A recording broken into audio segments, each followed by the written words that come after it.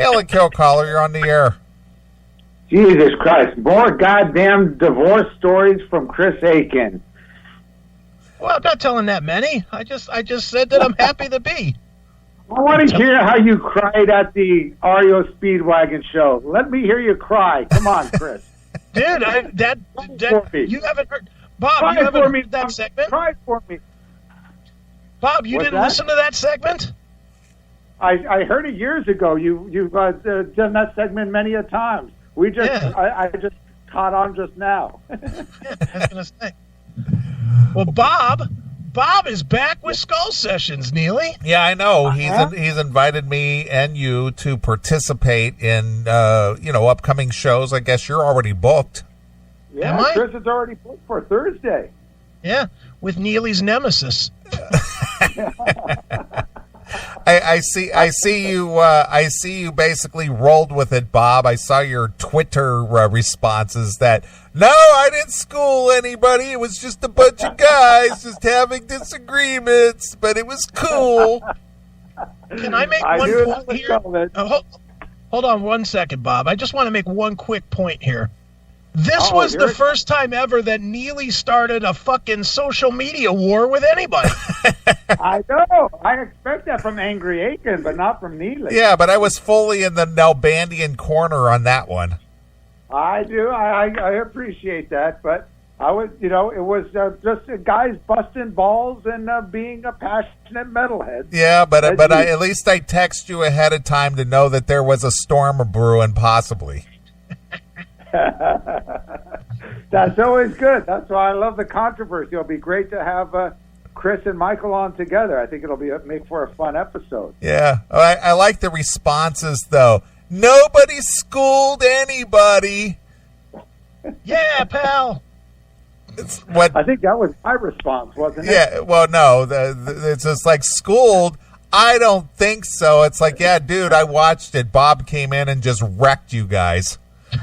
Did I? I didn't I didn't see it though. I just thought I was giving my opinion. You were, but your opinion was so much more alpha dog. I was calling you alpha dog Nallbandian. I got it. You know what? It was funny, and they love the fact what I said about the Kiss fans. I mean, Michael said, "Oh, dude, that was great. That was like made for the best podcast." And I'm sure a lot of Kiss fans got, but dude, that's what I mean. Some of the nerdiness of the Kiss fans, especially these 50-year-old fans that get so uptight, and what I was saying is so true about these fans. They'll bitch and complain, but they'll still pay for the shit. And and Gene's just sitting back laughing at these fuckers. Yep, you're absolutely right on that, dude. Yeah, that podcast should be fun. Yeah, I guess I could probably ask you off air, but I'll ask you on because what the fuck? What are we talking about? Are we talking about Kiss? Well, no. What I was thinking about doing is talk, because he's a big guy in social media marketing. He's worked with, he worked a lot of the stuff with Kiss. He started the VIP packages with them, worked it with Alice Cooper, and he's all into the new business model of social media marketing. I met with him. He's actually working with Jason Becker. I'm going to meet with Jason Becker. I'm supposed to meet with him next Saturday. We're going to do a little interview, try to see if we could do an interview and have either his mom or dad translate, see if we could actually squeeze that in even though we're in the middle of actually editing the San Francisco thing, if we could get Jason Becker on there as well, we'll add that in. But he works with Jason. He works with a lot of people, but he does a lot of the new media marketing stuff. So I think we'll talk about, I think, basically the the current state of the music business marketing and stuff. And you being a big dude in the tech business, I think it'll make for an interesting conversation. We'll see. We'll just kind of see where it leads. Well, Bob, I just want to remind you that the Classic Metal Show is the first people to give Jason Becker voice. Well, that's true. Your own voice, right? Your computer voice. Yeah, we ran his answers through the little computer thing, and we did an interview, and we pre-recorded the interview and gave him a chance to have his answers read by a computer to give him voice. I heard that, and because I was thinking, I heard that episode. That was actually cool, and I mean, to do a podcast, an audio podcast, you kind of got it, right? Yeah, absolutely. Well, believe me, that was not all received with love either. There were a lot of people thought that we were disrespecting him. And I was like, what the fuck? We just put a voice to it. What's that? I was like, what do you want us to do? We're doing a radio show. We tried to give him a voice. We he was kind enough to blink out his answers, and we took the answers and put them to voice. I didn't see why it was disrespectful at all, but we got a lot of heat for that. It's disrespectful because I'm thinking about how else would you be able to utilize it for a radio show. Do you remember that, Neely? I do. I thought it was pretty clever using the technology of the time to do that, and boy, people didn't like that at all. And it was just like, listen, we're just giving this guy a voice. Yeah, it's not like we were making fun of him. We weren't. No, I listened to the episode. I thought it was great. I was thinking, okay, I didn't know if when I heard it, I didn't know if that was coming through Jason's end, if like the parents set it up through a computer voice to make it sound like that. I didn't even realize that was you guys doing it until you talked about it afterwards. Dude, it was such, and I'll explain how we had to do it. It was such a pain in the fucking ass. It was, I emailed the questions to Jason. Jason took a week, 2 weeks, whatever it took to send the answers back. I then had to take the answers and save every sentence into a different Word file and then input each individual line into a voice thing. And then I had to take all those recordings and edit the fucking thing together. It was a bitch. But that was a couple years ago, right? Oh, yeah, that was 10 years ago at least. Yeah. It would be different now. Now it could just read the email and it would have been fine. But back then, it didn't understand punctuation, so it would just keep reading, and it just wouldn't. 10 years ago? At least. Wow! Yeah. Holy crap! Yeah. Crazy. Good stuff. Dude, as you could tell from my email today, Bob, I'm enjoying the Skull Sessions.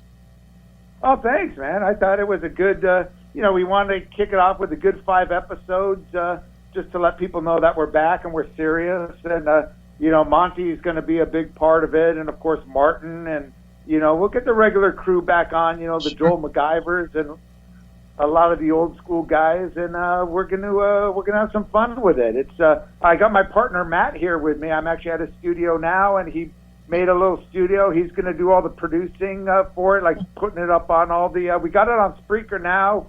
I guess we're waiting for it to get okayed or approved for iTunes and Spotify and all those others. So we should have it up on all those soon enough. But he's handling that end, which is great because me, I hate that technical bullshit. So and he was, kept saying, dude, he was always a big fan of the Skull Sessions, and I kept getting, like I said, after I ended Skull Sessions, I just kept getting emails nonstop about you got to start it back up, and it's been about 8 years I think since.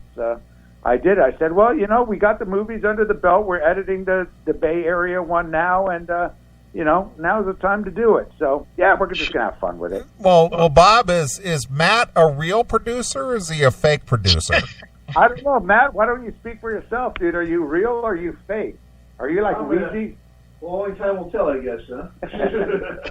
First-time producer. Nice. First-time producer. Old school New York hardcore, into the hardcore metal scene of New York. He had his own label for a while. He worked with Roadrunner.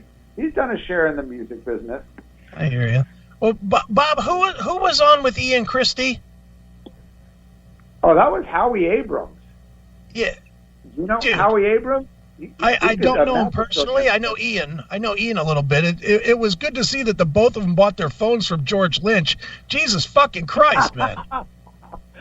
Well, it was Ian's phone, sounded a bit muffled. And then on the other ones, I was realizing, in fact, Matt brought it up. I said, because Monty even said on his thing and Howie that, there's this echo. And Matt said, dude, you know what it is? The echo's coming through your laptop, through your speakers. From the microphone. Oh, yeah. When they're talking, it's going through the speakers, creating an echo. So, he said, just put on headphones and that'll solve the problem. So there you go. Well, is he a Rush technician too, where he tested for echo? I guess he is. Test for echo. What are you doing the show on, Skype or what?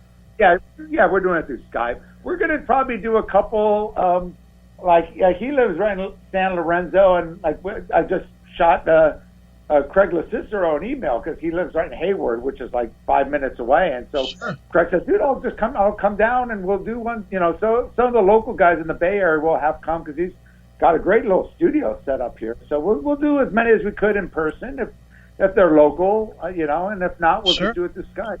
Oh, yeah, I'm gonna have you guys on for sure. I'm a big fan of the show too, so it's great talking to you guys. That's right. He knows every episode better than I do. Yeah. See, you got some New Yorkers into your shit too. Now, is this a union gig, Bob? Do you have to have a SAG card to be a part of the Skull Session thing, or is this like a freelance or what? Yeah, you have to have a fag card. I mean, oh shit, I can't say that on here, Ray. I mean, you have to have a SAG card. Yes. It is a union gig, Neely. Well, with the New Yorkers and all, I know how important that union affiliation is, especially if they're involved with the mob. Of course. Oh, yeah. Well, out here is pretty much the same. The Bay Area is very, very similar to that kind of shit as New York, right? So it's not much difference. He's still trying to dig up Hoffa's bones somewhere. I'm not Italian. I'm Irish. So he's a part of the Irish. You've seen that movie about the Irishman, right? Seen that it's coming. That's all his relatives. I know. The Irish mob was big here in Cleveland. I remember that way too well. Oh, that's true. That was yeah. Well, they did have that one movie that already came out about the Whitey Bulger. That was in Black Cleveland. Mass. Black Mass. That's from Boston. Yeah. Right. Well, dude, I'm sure you've heard our guy Scott Dietschy, our mob expert for the CMS mob expert. That was a killer episode. Yeah. Did you hear that episode? Yes. Yep. Yeah, that was a great episode. Yeah, we break ground everywhere we go, Bob. You do, Neely. And you know what? And I've always told people that. Not only do we interview music people, but we interview people about the mob. We interviewed Freeway Rick Ross, so we got drug dealers calling in for interviews. We do it all here, man. You do? Oh, yeah. That was the all-time best, the Freeway Rick Ross. Bob, and you could probably relate to this, and Neely, I know you can too. The Freeway Rick Ross, I'm just a fan of anything that's related to selling drugs in the streets. I fucking can't get enough of it, whether it's a movie or a documentary or whatever. That's how Chris supplements his income. I wish, because they make a whole lot more money than I do fucking supplementing with stupid pinball. At least, maybe not income, but in order to get head back in the day. But yeah. Well, there's that too. But Freeway Rick Ross got out of jail and he wrote a book, and I bought the book, and I just happened to see that there was an email address, that was in the bio on Amazon for the book. Right. And the email address was bullshit. It wasn't like it was a publicist. It was like freewayricky@gmail.com or something like that. And I was like, well, let me just fucking take a flyer on this and see if it's really him. So I hit him up and said I was a fan of the book and could we do an interview? I get an email back from him saying, yeah, but I need you to text me first. And he gives me his phone number. I text him. He texts me back and says, call me. I call him. I got him on the fucking phone. And I'm like, holy shit. Make sure it's legit, or? Yeah, it was Freeway Rick Ross. It was the guy that funded the Iran-Contra scandal, and he's on my phone because I threw him an email. That's how you scored that interview. I heard that interview. I'm like, how the fuck did Chris score this interview? It was as out of the blue as it could possibly be. It was literally because I saw his email and thought, there's no way is that a publicist. And I just said, I liked the book. And, when I talked to him on the phone, he asked me, he's like, well, how long have you had the book? And I told him, I've had it about a week or so. And, I'm like to this chapter and I've read this and that. And he was like, all right, well, at least you're real. I'll do it next week. Do you want to do that? And I was like, yeah, fuck yeah. And sure as shit, the next week came. We did the interview. It was great. He cut that funny promo of you'd have to be on drugs to listen to this show, which is funny. I love that. You know, and there we had it. I had a fucking a major player in American history on the show. Dude, that was good. Did you see the documentary they did about him too? Oh, dude, I've watched everything about him. I'm fascinated by that guy. Yeah, I didn't know he was like a pro tennis player or like a really And he made so much money that he was buying houses in the neighborhood just to tear. Just money he made back then, and you know, I mean, I remember those days in the '80s and shit, and it was like, you know, especially in the ghetto, to make that much money was unheard of. And they said he was buying up houses, neighborhoods at a time, tearing out the drywall, filling the walls with fucking money, and then putting up new drywall. And that because he couldn't he couldn't hide the money. So he literally built houses with walls made of millions. Wow. Insane. Yeah, that's fucking crazy. Yeah, it was. Well, they kind of touched that on Blow. I think that movie Blow, but I think Freeway was doing it long before that. Yeah, or maybe after that. But what's crazy about him is like all those other LAOGs that are famous are somehow related to him, like Snoop Dogg and Dr. Dre, and all these guys are somehow associated with this guy. Well, dude, he supplied drugs to all of fucking South Central LA. Of course, they're associated with him. But I think a lot of them are like family members. Like Snoop Dogg is a family member to him. Oh, really? Like relatives? Yeah. It's a weird, like he shows pictures all the time on his, I follow him on Facebook, of course. And he has pictures all the time of him, and it'll say, yeah, I'm here at my cousin's house for the birthday party. It'll be like Snoop Dogg or, you know, Be Real or somebody. You know, it's all these fucking people that are like sort of famous. It's like, dude, how'd that happen? Yeah, you know, they're all related. I guess. Jesus. Right on. So what else you guys got going on tonight? Well, now we're talking about Skull Sessions. I have to admit, dude, I very much I mean I was moved to email you this afternoon because I thought that you guys were all missing the point on the why bands peter out. And I think you sort of agreed with me, no? No, I totally agreed with you. Yeah, that wasn't really brought up. You know, that's funny because that podcast, you know, Monty and Martin, there's always like this feud. We have the email thread that we have with a bunch of different people, and they're always feuding. We got to go, and we said we got to get it back on the podcast. And rather than just going through one band catalog, we just decided to, you know, pick kind of a now and then, you know, when the band started out and from, you know, the latter stuff. And Martin would always prefer the latter albums, and me and Monty would just go, dude, you are nuts. What, you know? And we would kind of think you're just doing it just to be different than everyone else, just to say that. But he really, truly believes in it, and he'll justify his belief in it. And that's what I love about Martin is he'll, you know, go into full detail about why he thinks some of those albums are better than the classic albums. So, dude, it's always a fun discussion with him. I'm not going to lie to you. I was listening to this in the car today. I was out and about, and I had it on in my car. And when he tried to position, and I'll tell you exactly what he said.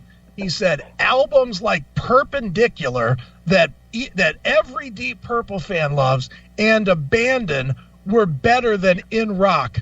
I literally yelled at my fucking radio in my car.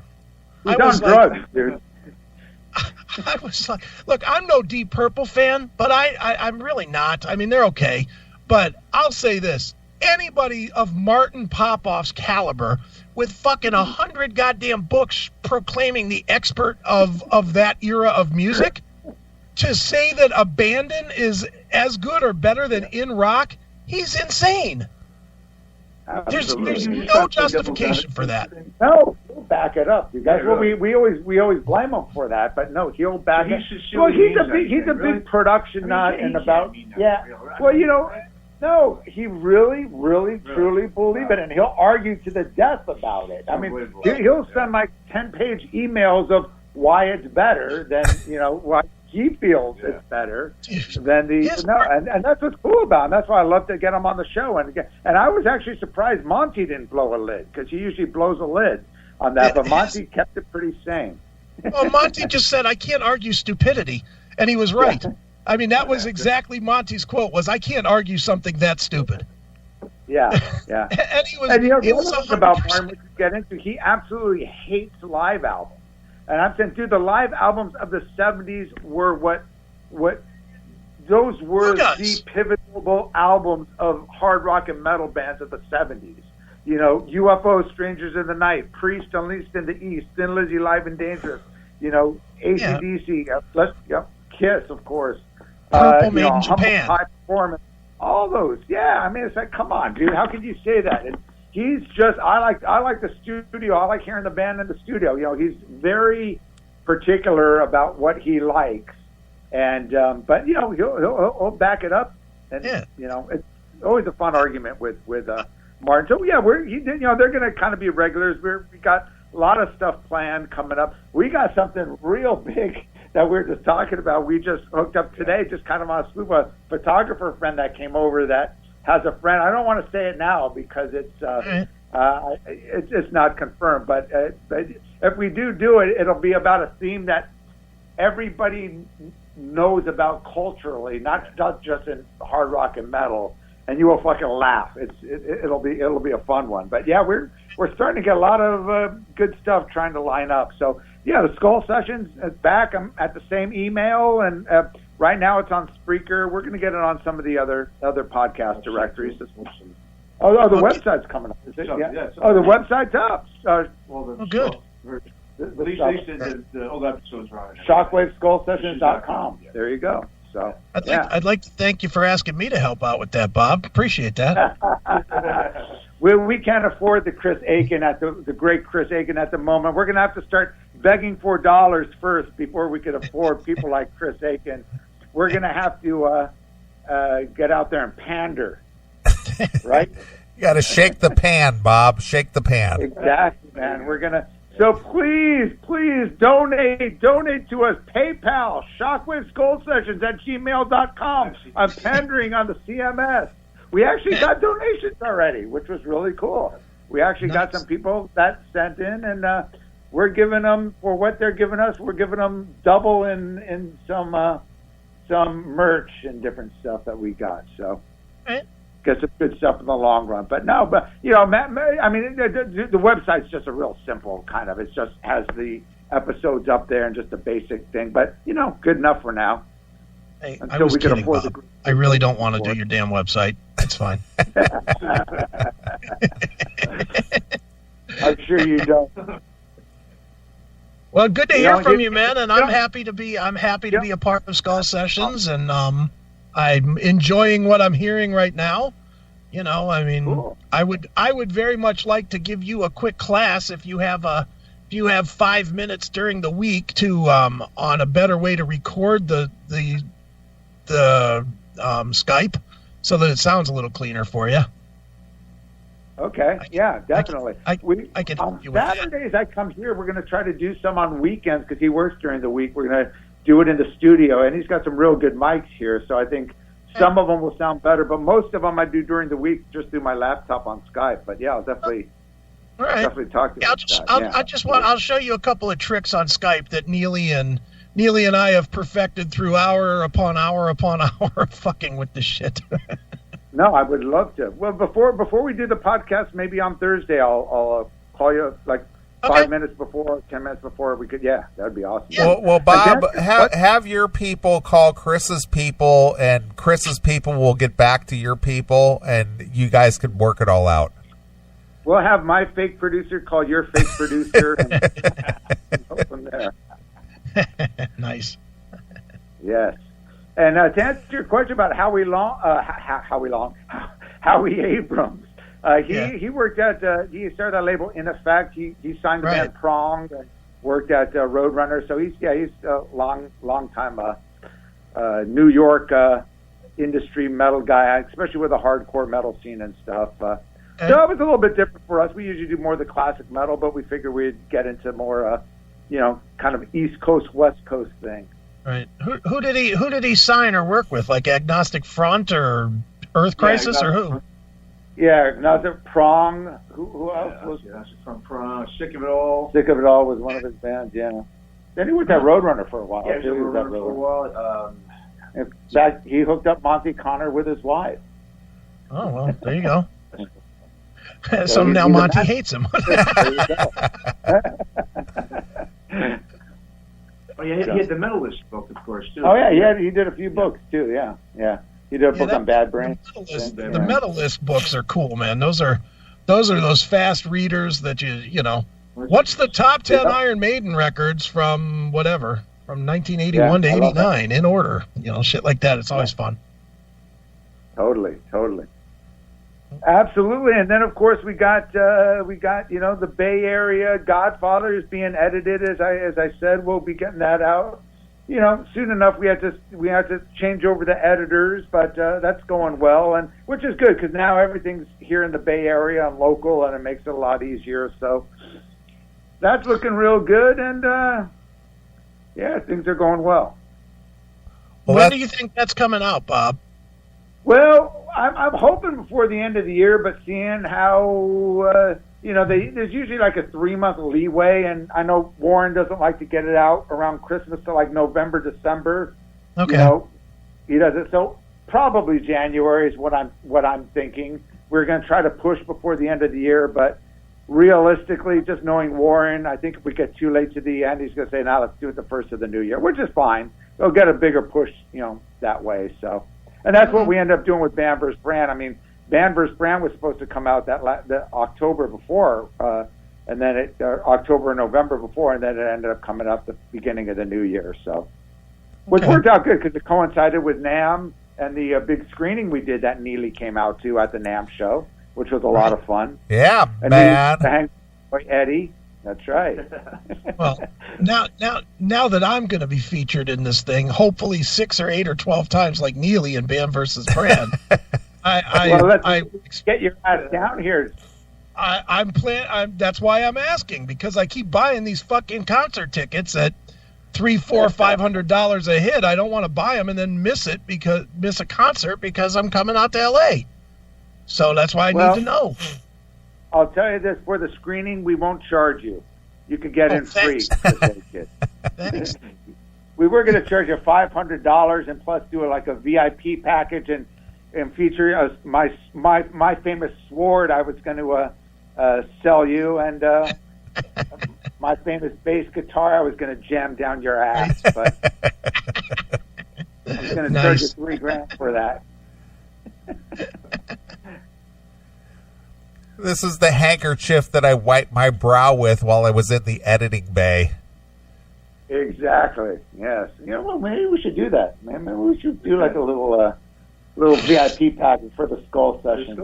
Why not, man? Make a buck. Learn from Gene Simmons. Well, Bob, sounds like you're on an upward trajectory yourself with the return of the Skull Sessions and got a lot of good things going on. So we always appreciate all your work.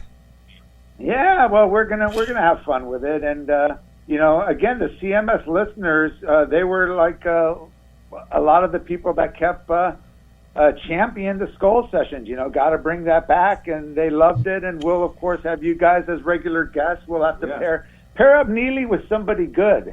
Yeah. We got to figure out who we could pair up Mr. Neely with so we could get some really good bloodshed going. I got an email about your appearance on Three Sides of the Coin from Ozzy Ace all the way over there in Australia there, Bob.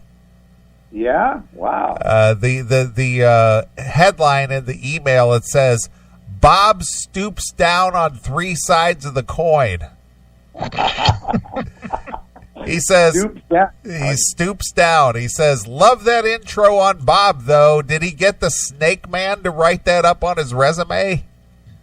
I didn't even know he had that. I guess that was from an old LinkedIn thing I had up on there. Yeah. I mean, the little intro he wrote? Yeah. Yeah, he says, it sounded like Snakey's details about himself. Bob does like Snakey after all. Well, you know, I do hang out with the Snakies. This is one podcast I do listen to on KISS, even though I could correct them heaps on the info they don't even know. I stumped that Mark guy over and over on the KISS cruise when I bumped into him, and what a fucking arrogant cunt he was as well. Wow. That was from Ozzy Ace. Isn't that who I'm doing the show with? What's that? Isn't that who I'm doing the show with? No, you're doing it with Michael. Okay. Michael's the main guy, Michael Brandvold. Okay. I will say, because it's KISS and I'm not a fan, I'm not super knowledgeable on. We're not going to concentrate it on KISS. I mean, we could bring up some. I'll send you both in an email beforehand with some different ideas and topics we'll kind of discuss. So it'll be more about the the current state of the music business and whatever, podcasting. We'll talk about the podcast. Sure. Bullshit. I'll try to get you guys. Yeah, and if you want to talk about KISS, I will. I mean, I certainly know enough about them. I just kind of find them to be very hackish. Yeah. Well, I think you and me both. I've always looked to the point, and you could tell me I'm wrong, or Neely or whoever could tell me that I'm wrong, but I always thought the fact that their popularity went to shit when they took the makeup off just proved that the only thing that really mattered to people was the look, that the music really wasn't good or important. I wouldn't say it went to shit. At least really, though. Yeah. Well, you know what? Actually, when they took the makeup off is when their popularity increased in the 80s. For a minute. Not for the whole 80s, because, dude, no. Asylum and Crazy Nights, and those albums were dogs for KISS.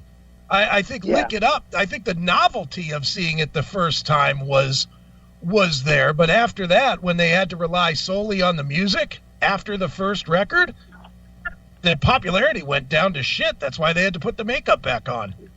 Well, yeah, that's what we said. It was all about the timing. They took off the makeup during the MTV era. They fit right in with that. And then they came back in 96, put the makeup back on. But that was all about the show. The old-time KISS fans, they wanted, we want our old KISS back. So they came back, did the show. There was already a whole new generation of KISS fans that never saw them with the makeup. And even those albums with the makeup, as far as I know, they sucked. I don't think they sold many. Carnival of Souls or whatever. Lick It Up sold a hell of a lot more than I think any of the post-makeup or when they put the makeup back on those albums. Yeah, those albums stink. Psycho Circus, Monster. Exactly. Yeah, and that's why we said it was just all about marketing. They knew what, and it's the same thing. You could go back with the Van Halen era. They knew they did the era with Sammy during the late 80s, early 90s when they needed that change, and they did that, and then they got Roth back in because a lot of people want to see the old Van Halen again. So it was all about marketing. Yeah. I think that, but my personal favorite KISS records are the ones without makeup. Is Animalize and Asylum are probably my two favorites, and and they did pretty good. They had a couple. But all that stuff, and I'm just not a huge fan of that whole, Let Me Go Rock and Roll and Christine 16 and shit like that. Just stop it. Yeah. No, I was all into the British. I was all Zeppelin, Sabbath, and Purple, and Aerosmith, Nugent, a lot more. I mean, I it's not like I dislike KISS, but everyone I grew up with were all KISS fans, and we always had the argument. I was a Zeppelin guy then, and then got heavily into Blackmore, but we would always argue. I'd say Jimmy Page is better than Ace, and they would go back. And that was the big thing. It was like I always kind of looked at KISS as more of a kiddie band. Then I thought I was more mature, like in some of the cooler British bands. But you're right. I thought even at that age, when I was 11, 12 years old, I thought the lyrics and the style was childlike and immature. Yep. And I still feel that way. I do too. It's just clown music. Yeah. that's how I look at it. It's just clown music. I thought the Creatures album was great. That's a heavy album. Creatures of the Night? That's all right. Yeah, Creatures of the Night. And Lick It Up, apart from the song Lick It Up, is a pretty heavy album, too. Yeah. All Hell's Breaking Loose. That's a pretty good song. Yeah, it was kind of a popular They're song. just one of those bands that has like one song on every record that's pretty good, and then the rest is really kind of filler. And some are worse, like Crazy Nights. It has literally, in my ears, one song that's even tolerable, which is I'd Fight Hell to Hold You. And then every other song on that record just sounds like garbage that would not make any other record by them. And they put that dog out and people went to the fucking tour. Yeah. You know, go ahead. I never followed Kiss. I just knew the songs that were like pretty much on the radio and stuff. Like I said, I never bought their albums. I was just never that big of a Kiss fan. I just didn't get it. They didn't appeal to me. You know, musicianship-wise, they're terrible. Yeah, I mean, Paul Stanley and Gene Simmons are not good musicians. They're just not. Yeah, or Ace or Peter. Yeah. But what's your thought, Neely? I know you were more of a Kiss fan, no? Not big. I've only seen them twice. I'm not that hardcore of a Kiss fan. I can take them or leave them. I know they have a few catchy songs and things, but am I a Kissologist? No, not at all. So there you go. Yeah, I'm the same way, pretty much. Yeah, give me good bands like Bang Tango. Yeah, Bret Michaels. Yeah, Bret Michaels. You know you want it. You know you want it. You know you want it. So Ozzy Ace giving me shit, huh? Not really. He was being very complimentary towards you. I didn't know if it was a complimentary or if it was.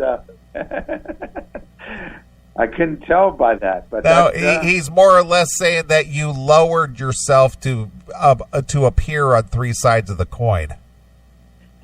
I love appearing on those kind of shows, honestly. I know, but you're held in such high regard here on the show that fans sometimes they get a overblown perception of the great Bob Nallbandian. I get that. I understand. But the thing is, I love people, even though, like I said, I'm not a huge Kiss fan. I love and appreciate their passion for it. And that, that's like I say about Martin Popoff. I could disagree with, like, what do you talk about? Saying bananas is better than rocks or in rock or whatever, but he is super passionate about that. It's not about agreeing or disagreeing. It's having just a good debate, a good, whether you agree or not. I kind of dig that. I think it's kind of more exciting than, people just agreeing on the same thing. I think that's kind of what makes for a good show. Yeah. Look, no, I don't understand why anybody would say, "Nah, I'm not going to do that podcast." It's just more it's more people to reach that you might not reach otherwise. I mean, you got a product to push, so you get on there and you push it. Yeah, and I had no idea. He's telling me, yeah, you're already up to like 4,000 views in just a couple days or whatever, So it's like, wow, I didn't realize. But I was going back on their podcast. I listened to. I would see some of their stuff because I know it's a fairly big podcast. I was just telling Matt, I go, wow, I just downloaded some of their episodes. They have people like Dennis Miller as a guest, and which is like, wow, that's a pretty big get, and different people like that. I don't know if these guys were actually Kiss fans or whatever. And of course, they had a lot of the members of Kiss, but they had some pretty high profile guests on their show. Yeah, they're definitely a bigger podcast. I just can't believe that they can't, for a podcast that does 10,000 downloads a week or whatever, that they can't get 3 good mics. That's that, and honestly, I'm not a Kiss fan, so it doesn't matter to me. I'm not a subscriber to their thing. I check it out on occasion when they're dogging out the Decibel Geek guys or whatever, just because I'm friends with them and I like to see that radio war bullshit. But I know about that. Okay. But I just, for a podcast that big, I would honestly expect that they would have, not just be using the speaker on their laptop, I guess. Well, I don't know. You know what it is? I think the guy Mark, he's got a good mic. When I talk, because the problem is you have 4 people on at the same time. Everyone's talking over each other. And it's the person who has the best mic that's going to go through, usually when you do it through Skype or whatever. So I noticed, I think Mark sounded good. I think I was talking through my laptop, so there was a lot of times you had to really be careful about talking over each other, because then you get that weird computery echo thing that comes out, and it's just and that was a problem I had doing Skull Sessions. You might have remembered some of those old Skull Sessions. We had up to 5 people on, and when you do that through Skype, it just it's just too much. Without getting all techie on you here, the reason is because Skype is a half duplex connection instead of a full duplex connection. So what that means is only one side can talk at one time. It's technical, and the technical packets can only go one way at a time, either to or from. They can't go both ways. And what ends up happening is when 2 people talk at the same time, the packets hit each other, and you get that noise that just goes away, and you don't hear what the other person is saying. So you have to learn to just shut the fuck up till the other person is done, and then jump in. Yeah, and that's hard to do when you're having like a conversation / debate, and unless you have those stupid things. Okay, now you speak. Okay, what's your opinion on that? Which always sounds stupid and phony, but yeah, no, it is what it is. Yeah, exactly. And dude, bottom line, what do you want for something that's funded by nobody? Indeed, yes. Well, it'd be fun to have you and Michael on. You could, I'm sure he'll listen to this podcast, or I'll send it over to him. He'll enjoy it. He's actually got a great sense of humor. That guy, I met him. It's not a tumor. He lives in county, and no, he'll be fun. He'll be a fun one to have. I see Chris is doing a from Decibel Geek is in August they're doing another. Rockin' Pot. Are you guys planning on going to that? I'm undecided. I really haven't thought that hard about it yet. It's in August. I really wasn't aware of the date. No, he actually gave me the date. I'll send it to you, because he was asking me, because he saw that the Skull Sessions is back. He goes, dude, we got to get you to Rockin' Pot, and I'd love to go if I got time. I mean, I think it'd be fun, and I've wanted to do the last couple years, but it was just an expense thing and just time wise. But if I got some time, I'd love to go out there and Yeah, I wouldn't mind going. Let me. Who's the guests? Anybody good? Vinnie Vincent. I don't think he's mentioned. Vinnie Vincent, yes. No, I haven't heard anything, but maybe it'll be a Carmine and the Rockers. Who knows? Yeah, I'll have to see. I mean, I would like to go. I honestly, since I kind of died out on social media, I really have not kept up with anything. I don't know what's going on fucking social media to follow anything anymore. I'm losing my grip on it. You're a Gab guy now. I am a Gab guy now. I use Gab a lot. Yeah. It's funny. It's like I was just telling Matt today, because he's going to do all the social media. I'll go on Twitter maybe once a month, and it's like I want to stick with one. I just started Facebook. That's what I'll do just to promote.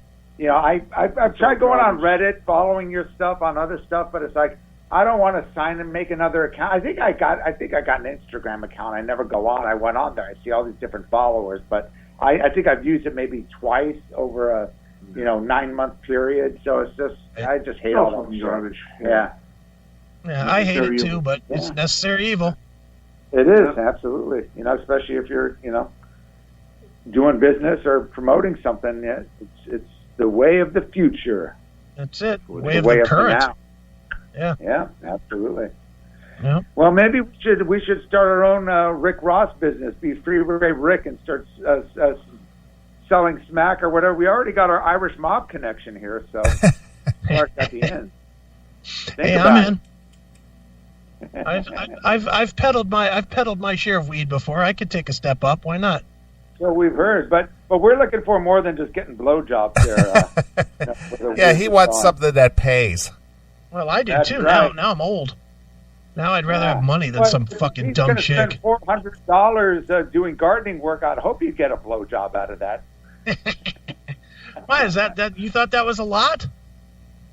I don't. Well, you know what? I thought it was per month, and then I realized it was over like a I'm going, what the fuck? He's going to pay $4,000 or $400 a month to a gardener? But then I reread it and I saw it was over like a 5-month period. $750 over 6 months.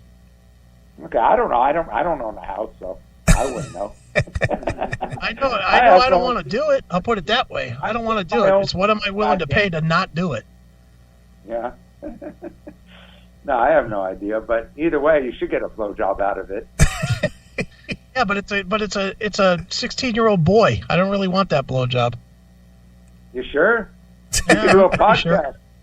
Chris Aiken gets a hand job for a 6-year-old boy. You know what? Boys is binary. You know what? Thanks for that. Now I know the new title of the Skull Sessions episode that you're going to be featured on. Chris Aiken gives a hand job to 6-year-old boy. Perfect. There you go. Revenge. I'm for it. Very cool. Well, all right, gentlemen. I think our manager's calling, huh, Matt? Do you hear the phone ringing? The manager? Yeah. I think it's time to get the fuck off.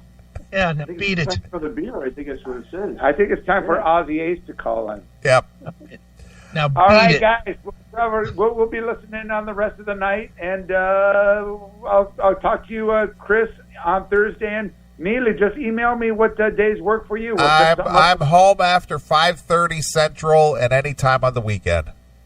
All right, maybe a weekend we could do it here at the new Skull Sessions studio. Absolutely, it'd be awesome. All right. I'll send you an email. All right, gentlemen. All right, Bob. Well, I'm going to dedicate this song to you and the return of Skull Sessions. Some Black and Blue featuring Jamie St. James. And Thayer. As you heat it up and burn it out. I like it. All right. Well, here it is. It's Black and Blue, and check out Bob and the return of Skull Sessions exclusively here. Where, Bob? On your classic metal show. Perfect. Hey, rock and rollers, this is Jamie St. James. You are listening to the Classic Metal Show. Rock out!